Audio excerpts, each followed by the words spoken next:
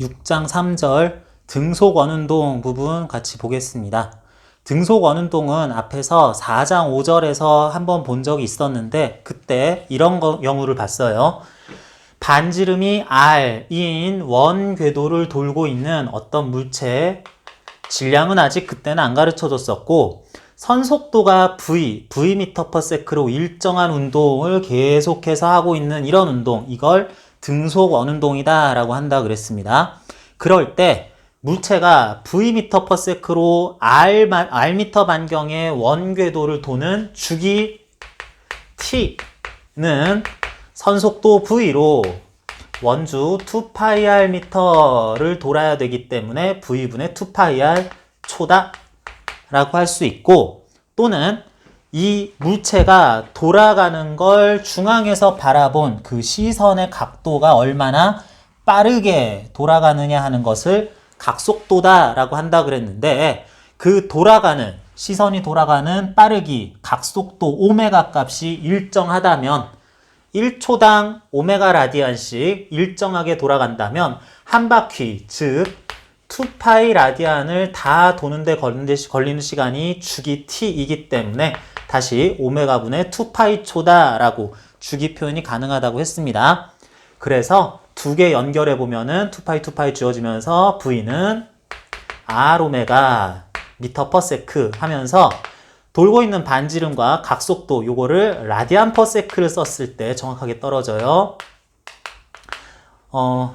360도라 그러면은 요렇게 한 데에다가 다시 2파이를 또 곱해주고 뭐 그래야지 되는 건데, 어쨌든 요렇게 해서 v는 r오메가라는 식으로 단위 주의해서 바로 연결이 된다라고 할 수 있고, 이러할 때 물체가 지금 가졌던 속도에 대해 잠시 후에 가질 속도를 접선 방향으로 모아서 이렇던 속도가 요렇게 바뀔 때 요 살짝 바뀌는 속도 변화량, 요걸 갖다가 원을 그려서 줄줄줄 전개를 하게 되면은 시간당 속도의 변화 짧은 시간 동안으로 쭉 극한값을 취하면은 그 가속도라는 것은 r분의 v제곱 미터 퍼 세크 제곱 또는 r 오메가 제곱 이렇게 나타나면서 대입하면 이렇게 또 바뀔 수 있다라고 했고요. 이게 물체의 등속 원동하는 물체의 가속도다라고 했고, 이와 같은 가속도는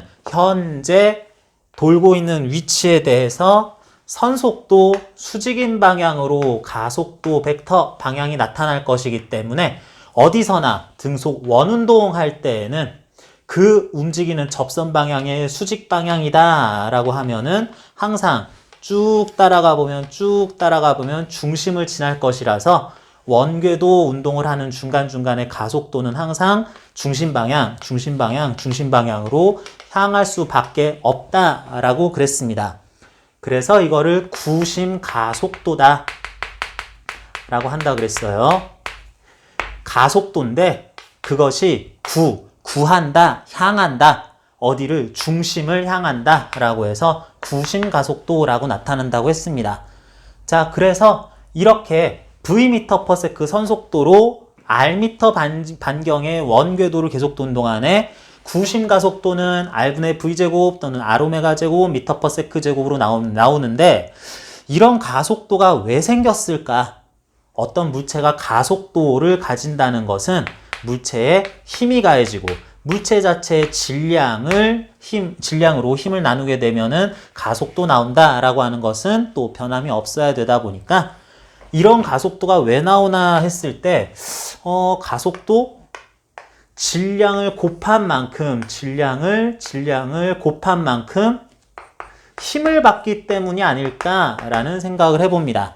자, 이런 가속도를 구심 가속도라고 했으니까 그런 가속도를 갖게 할 m 질량에다가 가속도 곱한 값을 우리는 구심력이라고 부르자.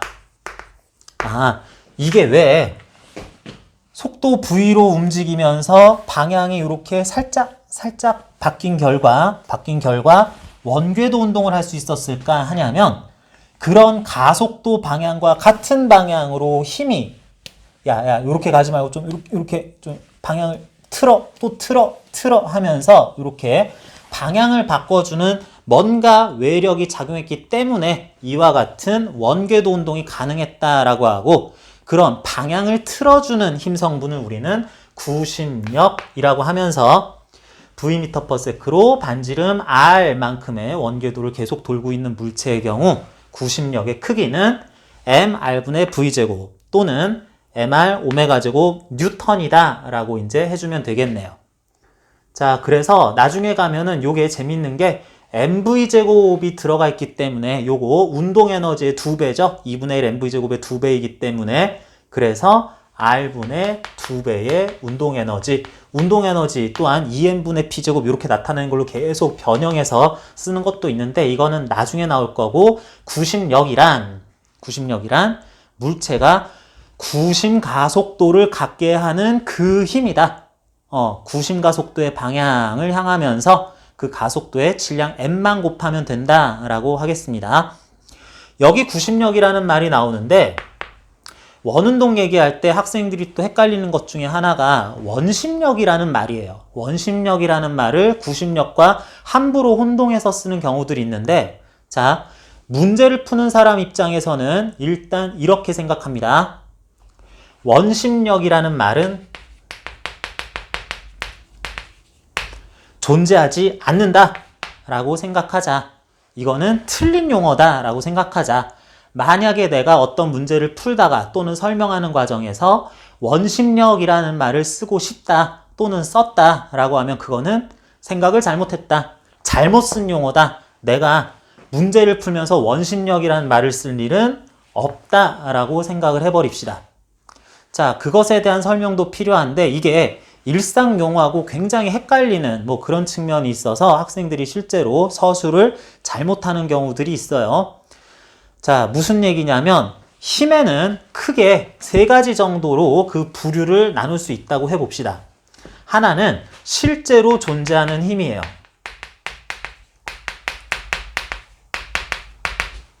실존하는 힘이고, 또 하나는 그런 힘의 역할이에요. 자, 어쨌든 실존하는 힘이고 그 힘이 무슨 역할을 하는지가 또 있는데, 또 하나는 해석상 필요한 힘이다 라고 하는 힘들이 들어간다 라고 하자.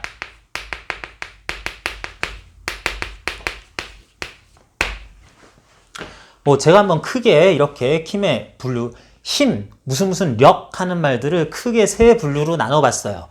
자, 실존하는 힘이라고 하면은 어떤 물체가 이러이러한 상황에 있기 때문에 받을 진짜 힘을 얘기를 하는 겁니다.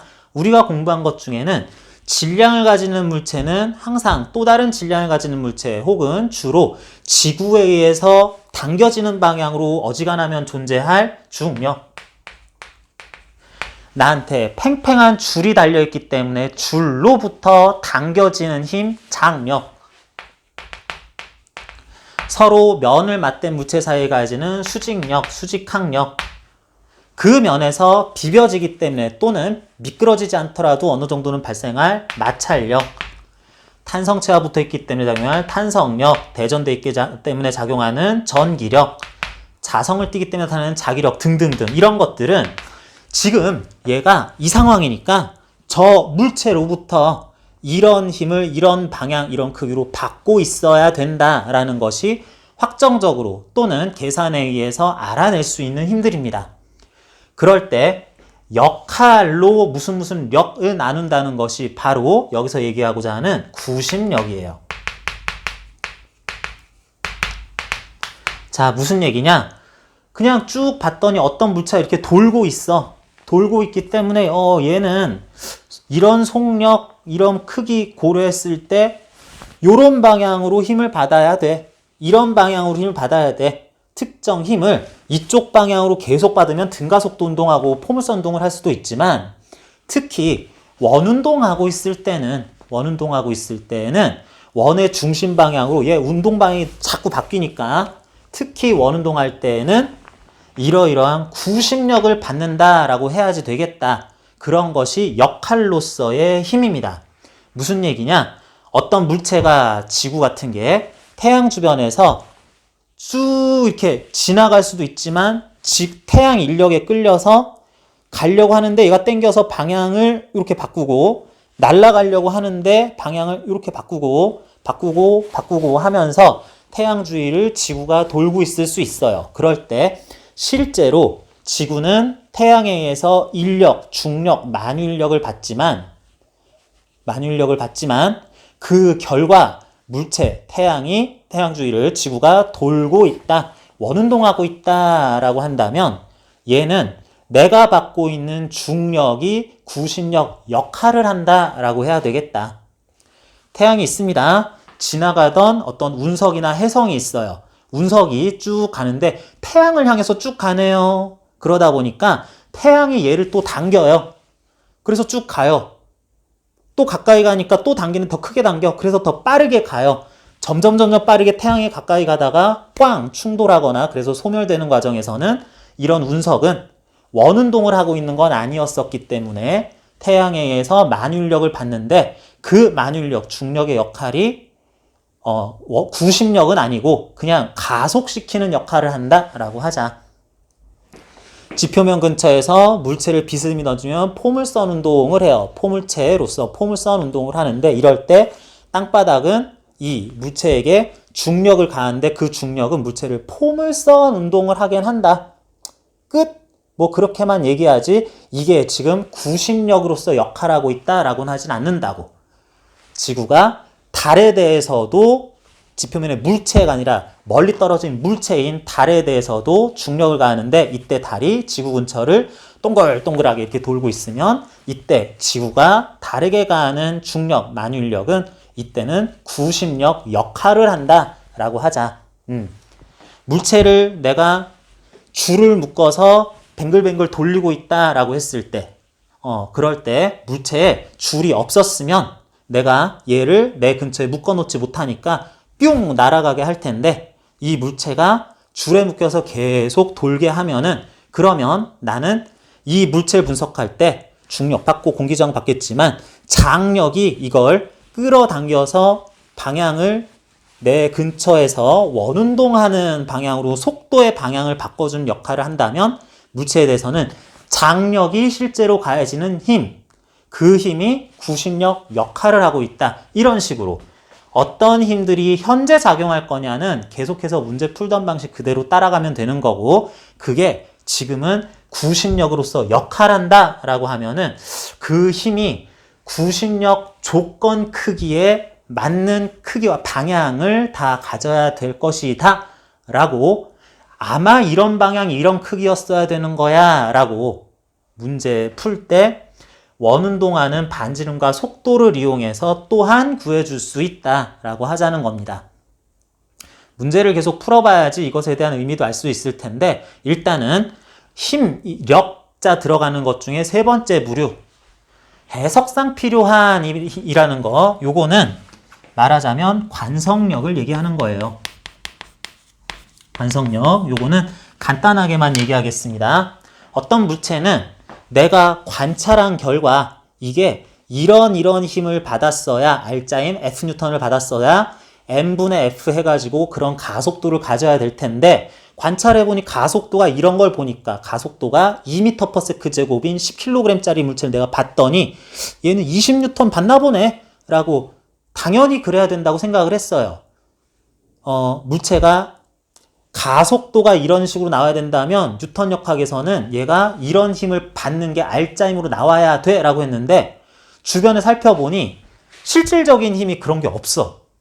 그런 힘이 없이 내가 보기엔 왜 이러지? 라고 생각을 했을 때 결론은 관찰자가 또 가속 운동하고 있기 때문에 그럴 수 있는 건데 어쨌든 내가 보기에는 뉴턴 역학은 맞으니까 이러이러한 R자 힘을 받아야 되는데 실제로 내가 배운 힘 중에 물체는 그런 힘을 받고 있는 게 없어. 그러면 얘가 20N 받아야 되는데 왜 10N 밖에 안 받지? 에라이 그냥 10N 하나 더 있다 치자 라고 해석상 뉴턴 역학을 맞도록 끼워 맞춰주게 하기 위해서 내가 해석상 가짜로 가상으로 이런 게 있다 치는 힘 그런 게 관성력이다 하겠습니다. 그 이유는 다시 얘기합니다. 물체가 관찰자에 대해서 운동하고 있는 것에 관찰자 자체도 가속 운동하고 있기 때문에 그렇게 해석이 돼야 될 필요가 있는 건데, 원심력이 바로 관성력 중에 하나예요. 관찰자가 등가속도 직선 운동하고 있을 수도 있고 포물선 운동을 할 수도 있는데, 관찰자가 원운동하고 있을 때, 등속 원운동하고 있을 때 내가 바라보는 외부 세계에 대해서는 어떤 관찰 대상을 뉴턴 역학을 맞춰주려면 이러이러한 힘이 있어야 내가 알던 대로 해석이 아주 깔끔하게 되는데 실제로는 그런 거 없어 라고 했을 때 가상으로 도입해주는 힘이 관성력의 일종인 원심력이다. 그렇기 때문에 어지간해서는 문제 푸는 가운데 원심력이라는 말은 들어갈 여지가 없습니다. 웬만하면 원운동하는 물체에 대해서 무슨 힘 구해라 그랬을 때는 진짜 실존하는 힘들을 구해서 알짜힘을 구해놓고, 또한 해석상 원운동 관찰이 벌어지고 있으면 얘가 받는 알짜힘은 구심력 조건을 또한 만족시키기도 해야 된다라고 얘기를 해놓고, 그 가운데 얘는 원심력을 이렇게 받고 있어야 돼 라고 하는 그런 말은 쓰지 않습니다. 그게 문제를 틀리지 않고 푸는 방법이라고 오히려 할 수 있겠어요. 자, 그래서 책에서 152쪽부터 6-3, 6장 3절 등속 원운동 나오는데, 앞에 나온 것과 중복되는 설명도 많고 추가되는 것이라면 가속도 구심 가속도 구한 것 R분의 V제곱, R오메가 제곱, 미터 퍼 세크 제곱에 M만 곱하면, 실제 그런 원운동하는 물체의 질량만 곱해주면 구심력이 가해진다라고 한 다음에 이와 관련한 문제들, 이것도 쉽지만은 않으니까 또 같이 풀어보면서 구심력, 조건, 상황 어떻게 쓰는지 같이 더 알아봅시다.